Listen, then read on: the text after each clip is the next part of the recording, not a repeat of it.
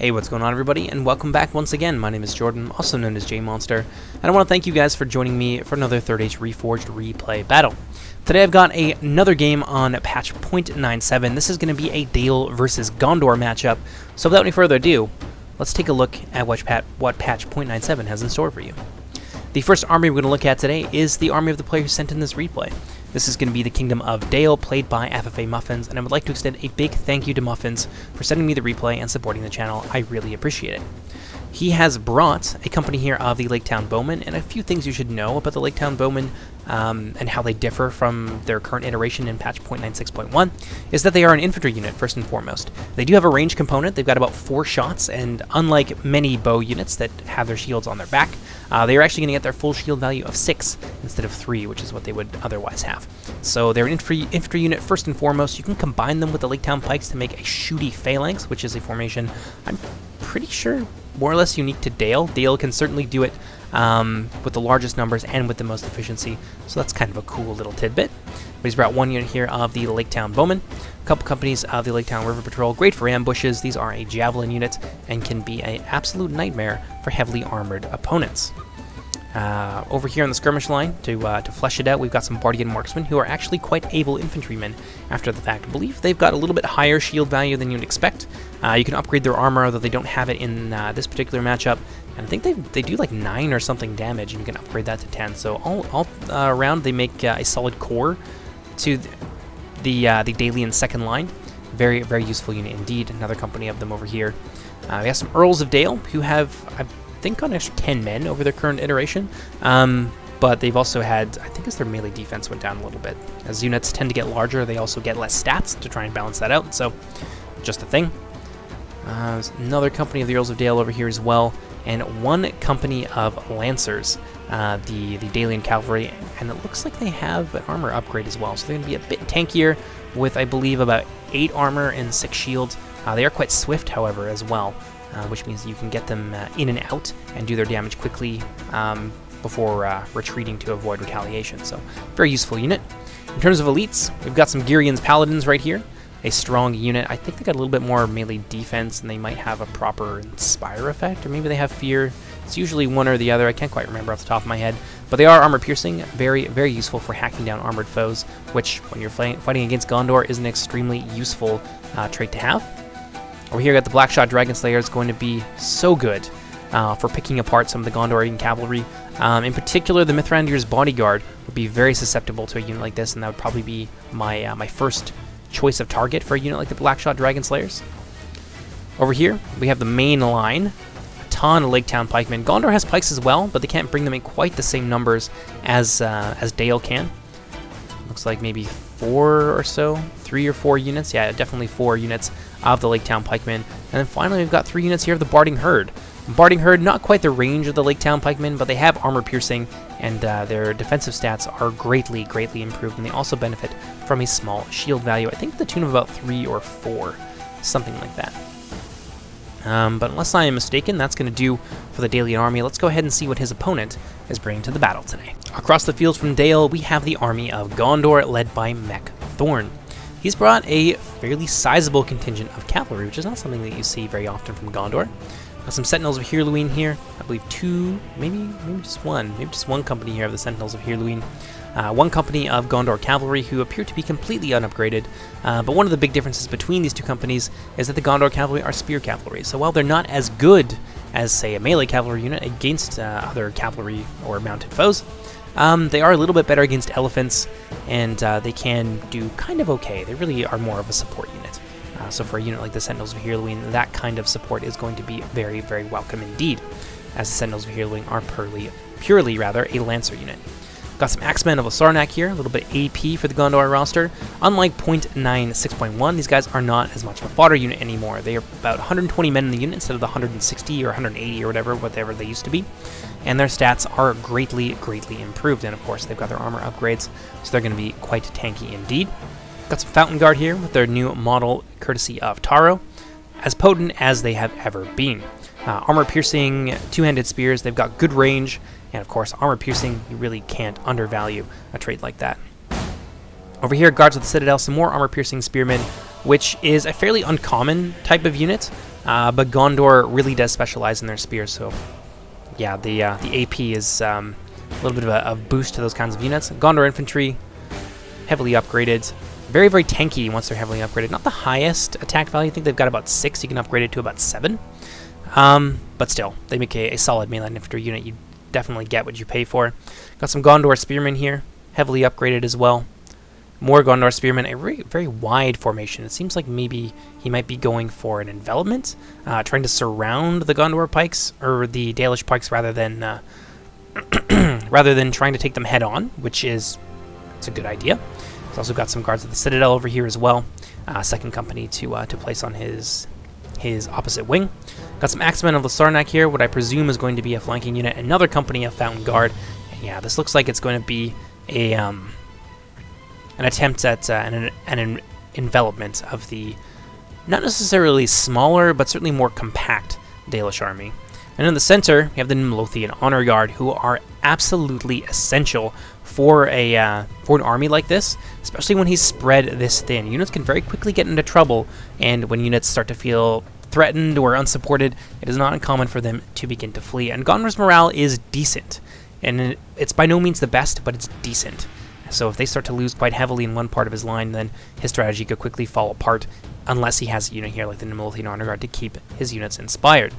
Finally, we have the Mithrandier's Retainer Bodyguard, and they're a heavily armored 2 HP Lancer unit, extremely tanky, extremely useful, and I think he's got some more cavalry over here that we missed as well. Another company of the Sentinels of Hirluin, backed up with some spear cavalry here in the form of the Gondorian Cavalry. So that's going to do it for the army comps. Without any further ado, let's get into this battle. I hope you guys enjoy it. And as expected, Thorn is going to move forward and be very, very aggressive with his army right off the bat. This is an interesting way to play Gondor, and against this kind of Dalish army, with all of these layers of defense and the literal firing squad of both armor-piercing and regular missiles, it might not be the strongest approach, but we'll see. I've certainly seen a lot of people beginning to experiment with rush armies. You've certainly seen, I'm sure, a lot of that in the last few videos, and as well as in some videos that have been displayed on UMAD Commander's channel. People are starting to have fun, I think, and experiment a little bit more with the rush playstyle, whereas previously it's been a lot of very balanced, very measured approaches to things. So it's fun to see people do this and to try and find some counterplay to the standard bricking of units and using them to try and support each other, which necessarily does lend itself to a little bit more of a compact formation. So I think we will be seeing a lot more builds like this in the future. Although that being said, the Gondor line, especially in their center, they don't really seem to be up to the task, I would say, based on the composition of the Dalish army and where they've deployed their forces. They don't seem to be up to the task of breaking through these lines. Laketown River Patrol giving them a savage greeting, taking down some of the Gondor infantry. Laketown Bowmen colliding with the Gondor line. Got some Midlothian Honor Guard there in the center to try and hold things down. Some spearmen here managing to catch the Laketown River Patrol before they were able to disengage. Over on the wings, you can see, yeah, you can really see the strategy of Thorn start to manifest itself.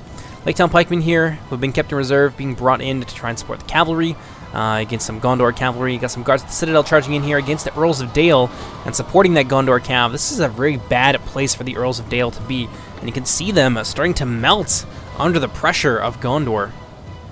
Yeah, those Earls of Dale don't want to be embroiled in close quarters for too long against a unit of armor-piercing spears. Dale now moving forward with some of their reserve companies to try and counter the Gondorian movement, especially here in the center. Girian's Paladins being brought in as a potential answer to the Midlothian Honor Guard. Over on the other wing, you can see a company of Barding Herd has been broken off to deal with some Gondor infantry and some Fountain Guard who are moving in. I would give this fight to the Fountain Guard and the Gondor infantry 9 times out of 10.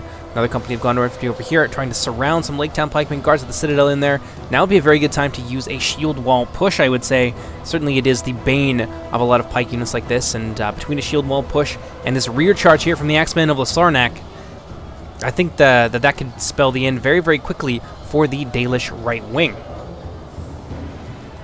Dale now with their missile units safely tucked away in the center of their army, going to try and deal with these flanking movements in the way that Dale knows how, from range. You can see javelins and arrow fire pouring overhead Javelins hitting these Axemen of Sarnak, dealing some serious damage here. The Axemen of Sarnak do have high armor value, and the damage of the Javelins from the Lake Town River Patrol are relatively low in relation to that, but nonetheless, they are not shielded, taking damage here on the flank. You're going to see a lot of those Axemen begin to drop, just withering away under the pressure of the Dalish range companies. Another company here of the Lake Town Pikemen being brought in to surround this flanking unit and put a nail in the coffin of Thorn's aspirations for victory. Got some Mithrandir's Retainer bodyguard here, some Gondor cavalry charging into what appears to be the rear of some Bordian marksmen and some Blackshot Dragon Slayers. Luckily, FFA Muffin sees he's going to turn around. That way, the melee defense of the Blackshot Dragon Slayers is going to count towards this charge. Otherwise, this might have been really painful and killed quite a lot of his Dragon Slayers. Gondor Cavalry getting a beautiful charge there. And I don't think it's going to do as much as he needs it to. The charge bonus on the Gondor Cavalry is a little bit lower.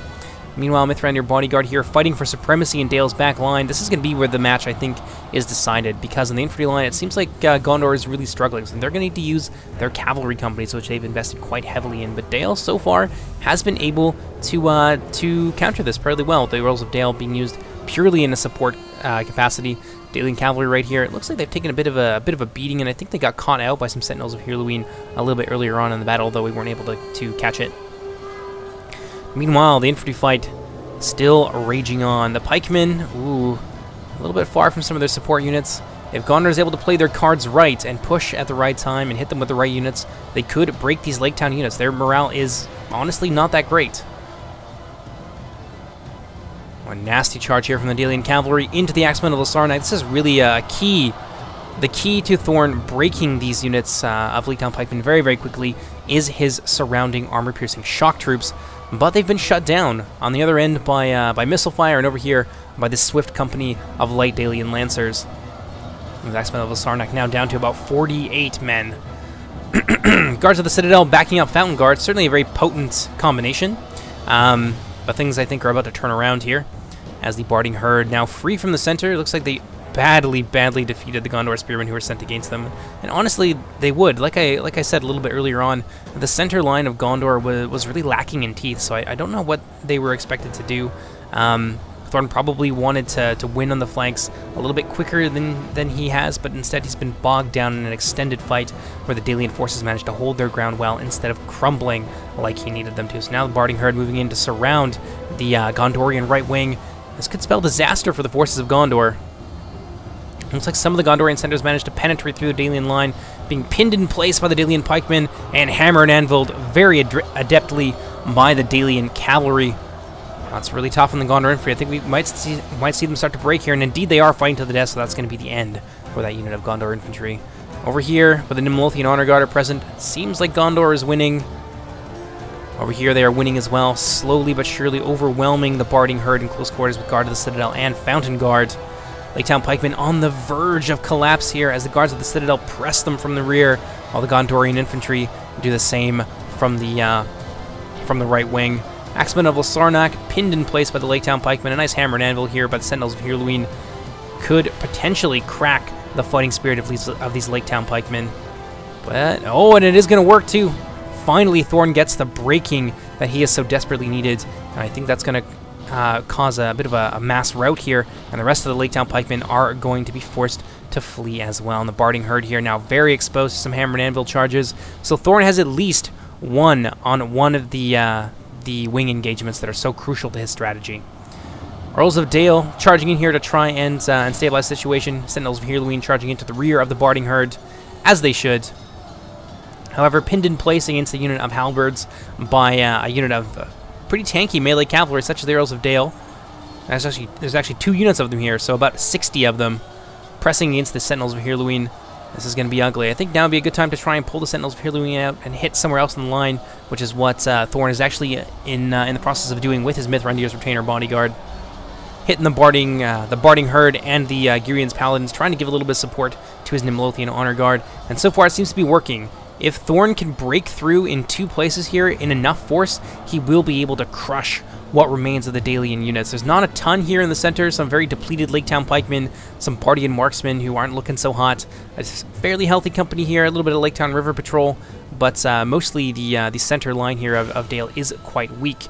I think there's a decent amount of their forces still present on the other side, but they're going to have to deal with Guard of the Citadel and Fountain Guard, although how long those latter 2 units are going to be able to hold on remains to be seen. Fountain Guard even on the verge of routing, and if they go, I can guarantee you the Guard of the Citadel are going to follow suit. Still, it is kind of in the balance here, fairly even with Gondor having taken a few more losses, about 12% more losses than Dale, but Gondor has quality, whereas a lot of the Dalian units are wrapped up in their Lake Town pikemen or in the Barding Herd, who have suffered quite grievously in this engagement, so it remains to be seen who's going to come out on top here. Fountain Guard now moving in to engage a company of the Lake Town pikemen. What do we got over here? Ooh, a nice charge by the Sentinels of Heirluin. Gonna deal a lot of damage to those Blackshot Dragon Slayers, rather. Ooh, a nice charge from that small unit of Lancers. They're gonna want to get out of there as quickly as possible, lest they be hacked down by the paddle swords of the Blackshot Dragon Slayers. What do we got going on back here? Ooh, Company of Guard of the Citadel facing off against the Earls of Dale. Definitely not where the Earls of Dale need to be. A nice little overview of the battlefield here. What remains of Thorn's flanking movement on his left wing, now bearing down on the Lake Town pikemen. He's got some Gondor infantry there, and a company of Axemen of Lasarnak that could be used to great effect against the Lake Town pikemen. However, Thorn has managed to get a supporting unit of Lake Town River Patrol into place, and yeah, that's a pretty good thing to have in a situation like this. They're going to be able to put a lot of deadly suppressing fire into these 2 flanking units as they move in. Barding Marksmen now doing the same thing, targeting down the Axemen of Lasarnak and this big blob of Gondor infantry. And you can see the brave Gondorians begin to drop. Axemen of Lasarnak now shaken. Ooh, they're going to want to come in from the rear against the Lake Town pikemen. Finish off this fight as quickly as possible. Thor needs to keep his troops together as much as he can. But it seems like instead he's going to go after the Axemen of Lasarnak. He's going to take his Axemen of Lasarnak against the Blackshot Dragon Slayers, which is not going to be a fight that they win. Although, FFA Muffin's going to try and disengage, and a lot of those Blackshot Dragon Slayers will get caught up in that charge. Getting charged in the rear, do a decent amount of damage, but ultimately, the Axemen of Lasarnak are not going to win that fight. And I think they'd be a little bit better served maybe over here. That being said, it seems like Lake Town pikemen have broken. That's going to free up more of the Gondorian forces, and they're going to be free to move forward and continue to pressure Muffin's line. But given what we have left here from Gondor in the center as well, if they were able to break through in the center, this might have been game over. But there's a lot of skirmishing units still here, not quite so many as the Gondorians as there was a moment ago, and the more that they charge in here, the more that I think that they are walking into an encirclement. In fact, Muffins is winning so heavily in the center, he's able to pull off a unit of Girian's Paladins and send them at one of the most quality units remaining to Gondor and bog them down, and potentially even defeat them. The Fountain Guard, they'll hold their own against Girian's Paladins, but there's still quite a lot of them, and there's not very many Fountain Guard still remaining. So I think this is an engagement here that's going to go in favor of Dale. Let's see how things are going over on the other wing. And the Dalians have finished up. They've taken a decent amount of casualties. The Barding Herd, however, are still very, very healthy. Gondor infantry flying a bit too close to the sun, getting far away from their comrades, and they're beginning to waver. A fear-causing unit like the Dragon Slayers in their rear. Yep, that's a really bad place for this Gondorian infantry to be. Right. Still some Dalian cavalry roving about. They're going to charge into the rear of the Fountain Guard, try and make this fight a little bit more one-sided than it was already. And now the Fountain Guards are facing certain defeat. Blackshot Dragon Slayers hacking down stragglers from that unit of Gondorian infantry. 88% to 69. I think we can see which way the wind is blowing. It looks like this is going to be a solid win for Dale, and I think it's fairly obvious why that would be. The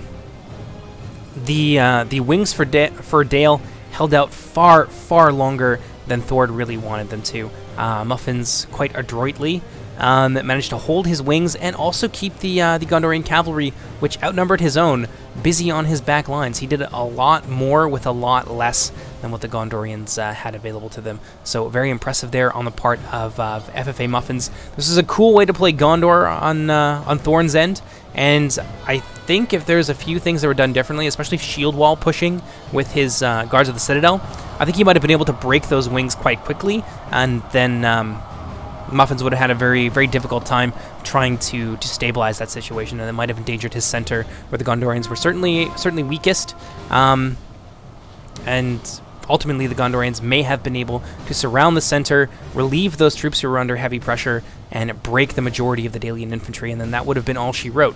The cavalry is not the killing power of the Dalian army, and that's really what he would have had left. Skirmishers and things like that, not exactly effective against a heavily armored and heavily upgraded Gondorian force, so the infantry fight is where this needed to be won, and unfortunately, Thorn just wasn't able to bring it home today. Let's go ahead, fast forward things just a little bit. We can see some Fountain Guard running off the field. Tragic, tragic indeed. Still about 7 of the Mithrandir's bodyguards still remaining, but the rest of the Dalian host is bearing down on them, and I think that's the only units still left on the field for Thorn. Most of them have been surrounded and defeated. Oh yeah, there's a small company over there of the guards at the Citadel. One final glorious charge by the Mithrandir's retainer bodyguard. Gonna kill a few of the Dalian cavalry, a few more of the Earls of Dale. A little bit of lag there, before ultimately being destroyed themselves. There they go. Mithrandir himself being cut down in the final moments of the battle. Altogether, quite fast-paced, but still very enjoyable replay. Thank you so much for FFA Muffins for sending it in. And I'm almost certain there's gonna be some people in the comments that are like, "Ah, Gondor is terrible." Gondor is not terrible. There's some very good reasons for why Thorn struggled in this battle, and one of the biggest, I think, was a tactical one. Not being able to use certain units like the Guards of the Citadel, who have a shield wall. They have that for a reason. It makes them excellent pushing units. And using that capacity of his spear units especially to try and break up the cohesion of the Dalian pike formations, which bogged him down for such an extended period and dealt incredible amounts of damage because of the range differential between most of the Gondorian units and those pikes. That was Dale was just able to play for time, and time was of the essence in this kind of matchup. So really good fight, lots to be learned certainly, and I hope you guys enjoyed it. Take care, everybody. Bye bye.